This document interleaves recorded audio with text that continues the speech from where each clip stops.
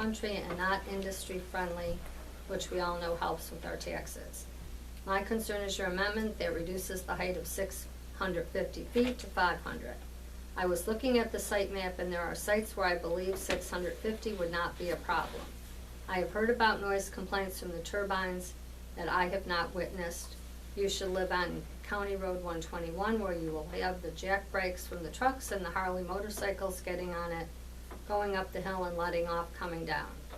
What I hope you as a board can do is work with Bear and Winds. As we all know, the state of New York is in financial trouble, no sales tax coming in, mismanagement, and will be cutting back on services, which as a town you will be doing the same thing. We need the projected $350,000 per year that the turbines will generate for the town and $400,000 for the school district. I also need the project to go through as my union retirement has already been cut from 2008 crisis and will probably be cut again after this epidemic, so please work with Bear and Wind.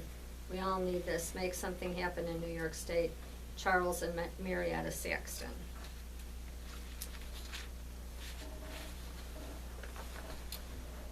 Cohocton Town Board. I am writing to implore you to vote to limit the height of wind turbines in the Bear and Winds project to 500 feet rather than the 650 feet currently proposed. I write this as a longtime resident of Loon Lake. Our cottage on the west side of the lake on Laugh-A-Lot Road with the view to the east has been in the family since 1933 when my grandparents bought it. The lake is only half a mile wide and less than a mile long.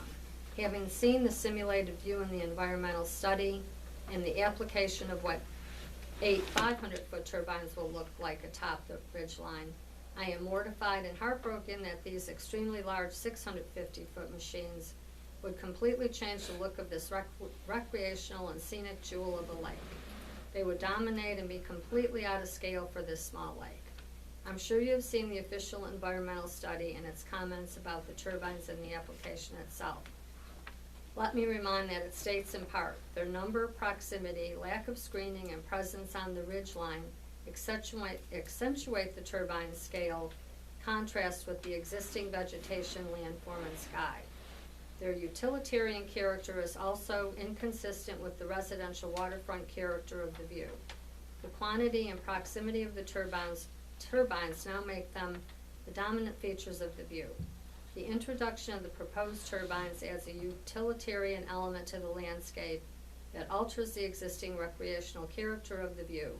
Consequently, the project's impact on scenic quality and viewer activity at this viewpoint is relatively high. EDR 2017, I'm not sure what that means.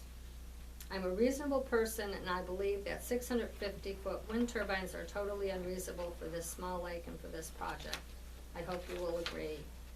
As a former city council member elsewhere, I thank you for your careful consideration and for your service to the community. Sincerely, Eric K. Bush. I'm a council person from the town of Fremont and am confused and concerned. The previous board in Cohocton had all the documents passed and the town and taxpayers of the town were on a path of cooperation with the wind project. New York State has adopted the plan to raise the height of the towers. Other than trying to jeopardize the whole project, the taxpayers and town budgets are going to suffer. It's time personal power struggle is put to rest and the good of the town budgets and taxpayers struggle to keep up with the continuing needs of the town be addressed. Please think about what your future for the town is and what your constituents deserve. Carol Burns.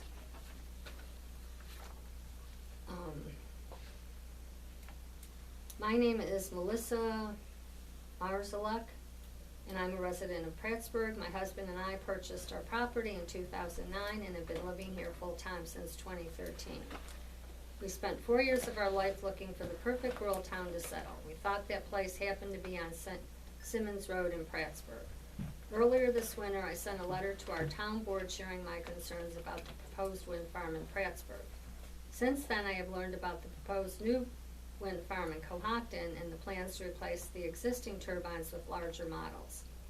Even though we live in Prattsburgh, the closest turbines to us will be the existing farm in Cohocton.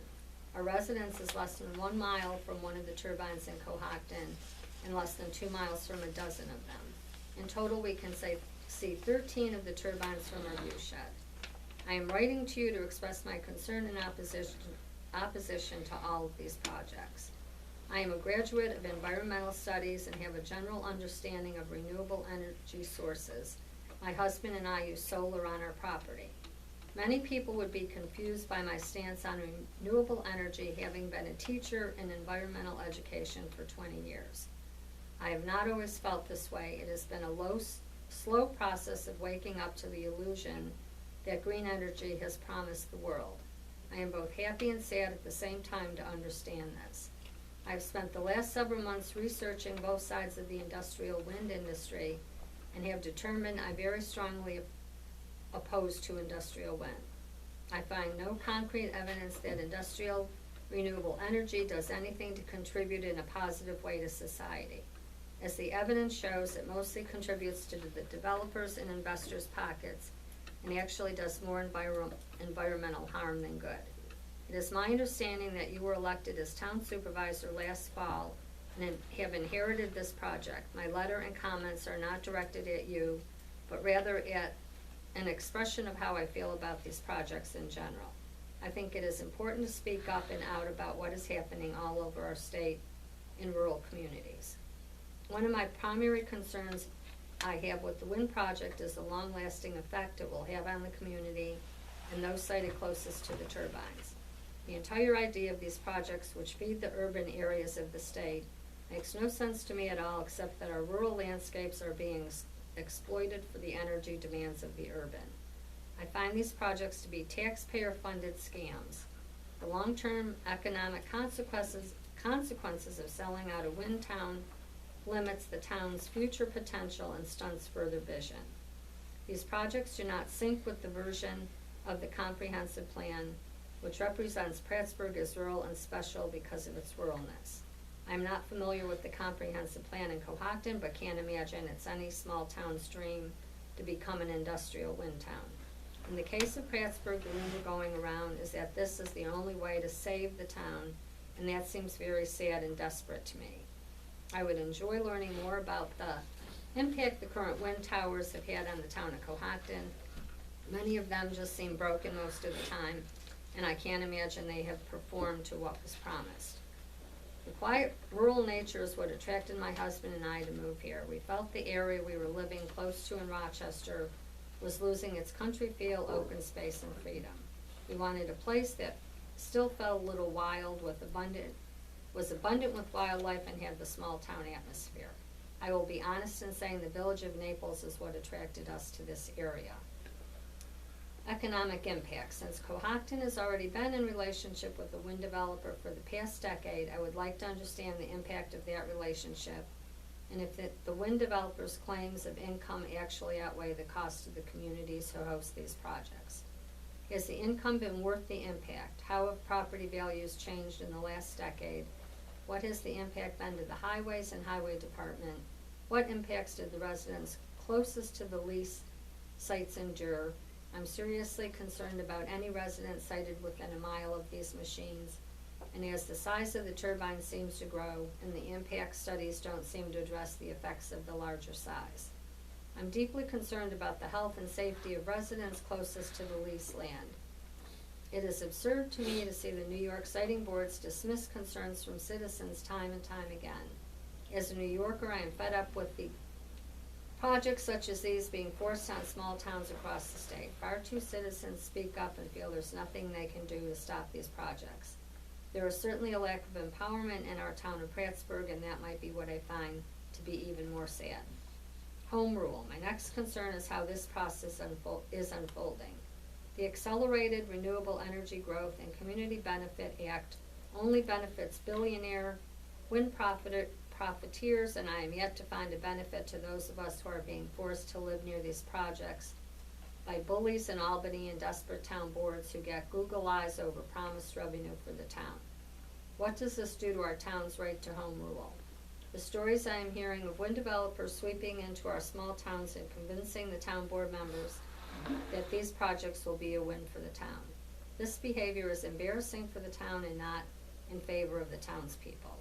Our health and safety comes first, and those elected were elected to uphold our constitutional right to be healthy and safe in our own homes and community. I understand the setback was changed last year in the interest of the developer and not necessarily in the interest of the town residents who may be sited as little as 1,500 feet from a turbine. I question who is really being represented, the developers or the townspeople. This new New York State bill further takes away home rule in this process. In recent months, we are seeing more and more of our rights being taken away, and I fear where this trend is eventually headed. Siting. Another concern I have is the siting of these projects. If you do any research at all, you will find much compelling evidence that these turbines do have negative impact on human health and safety. You don't have to search very far to find families in your own town impacted by the current wind project. How about admitting the experimental factor in our cases? These would be home to some of the first 650-foot turbines in the state, which have never been sited this close to people's homes before. You want to just trust the developer's word that this will be safe? Show me the evidence.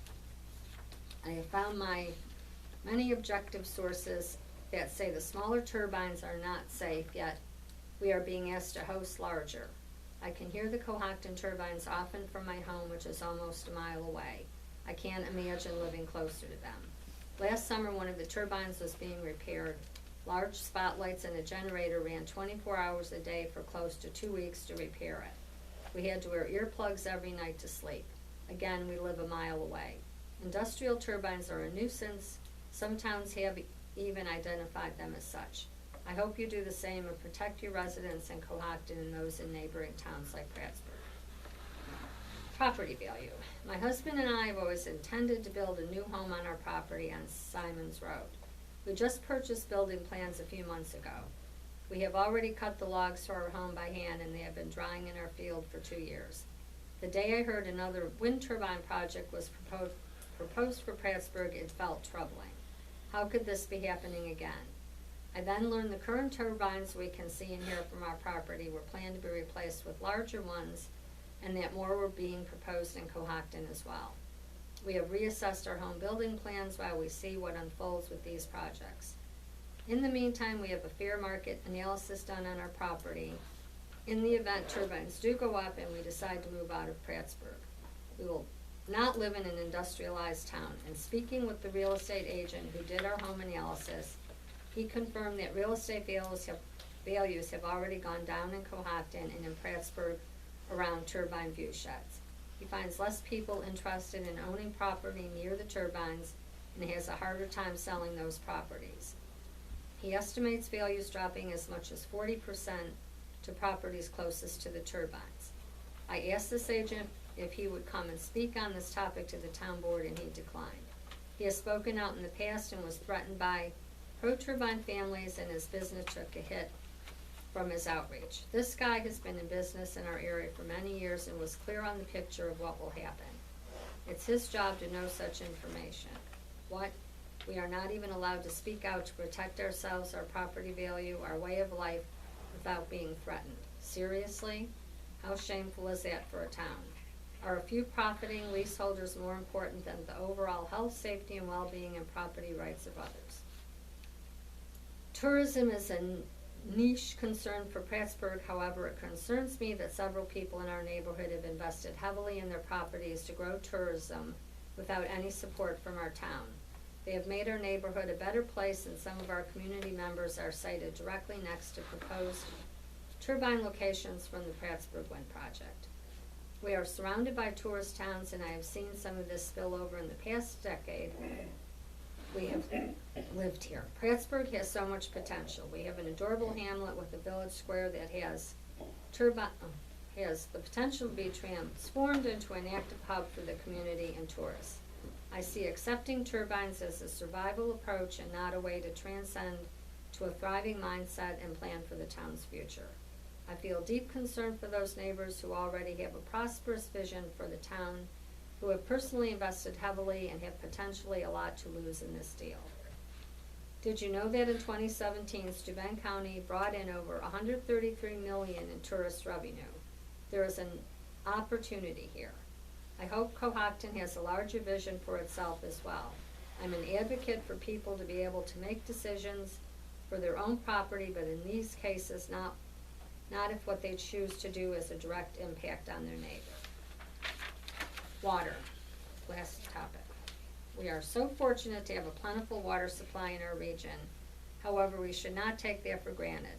All of us depend on groundwater for our wells and the town's supply. The development of the footers and the foundations of these turbines are filled with concrete and require blasting and heavy excavation to create. This has the potential to impact the quality, quantity, and flow regime. I would imagine with the larger turbines comes larger foundations. However, no such data could be found.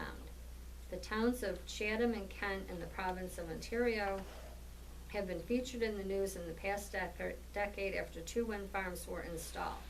In 2012, many town residents had sediment and heavy metal contamination in their well water from bedrock shifting and shale bedrock collapsing. Could you imagine a nightmare like that in Prattsburg or Cohocton? What added injury to insult was that the government and the developer left the town to suffer and did not take responsibility for the damage. There was nothing in their contract to protect their drinking water. Politics ruled over citizens and their lawsuit was dismissed, stating there was not enough evidence the wind developer created the problem. They had 2,000 pages of evidence they submitted. The government and developer, often closely related, did not care. Would the insulting amount of money that Prattsburg and Cohocton are being offered ever cover the damages to people's water supply here? I would suggest conditions in the agreement that address this very matter. Again, I would like to state that my views are not a personal attack on you or the town of Cohocton.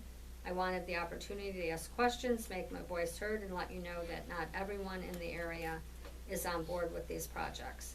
My family is certainly watching closely and will do what we can to oppose this. I would enjoy the opportunity to discuss these projects with you and understand from your perspective.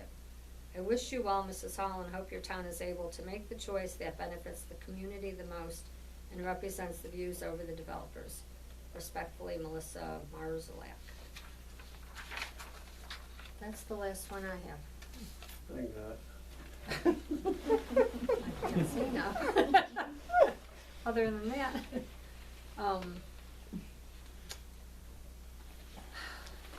you didn't have any more correspondence, did you, Melissa? No, that was On all any- I read Okay. online.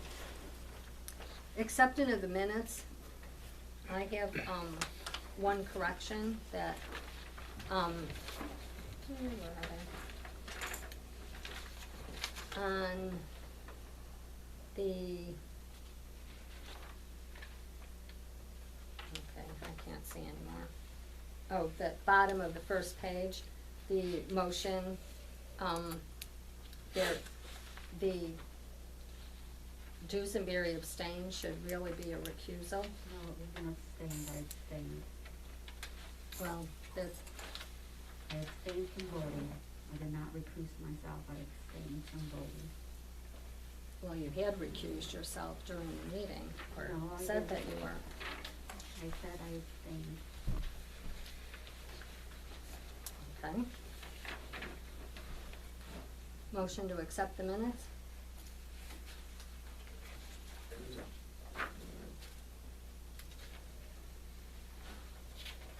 Second? Was the, I'm sorry, I missed the motion. Was it Councilman Levick? Yes. I'll second it. Any other corrections, comments? All in favor? Aye.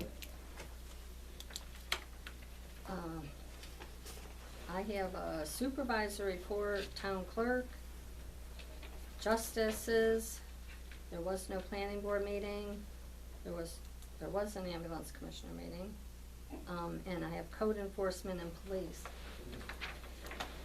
Does anybody else get any other ones?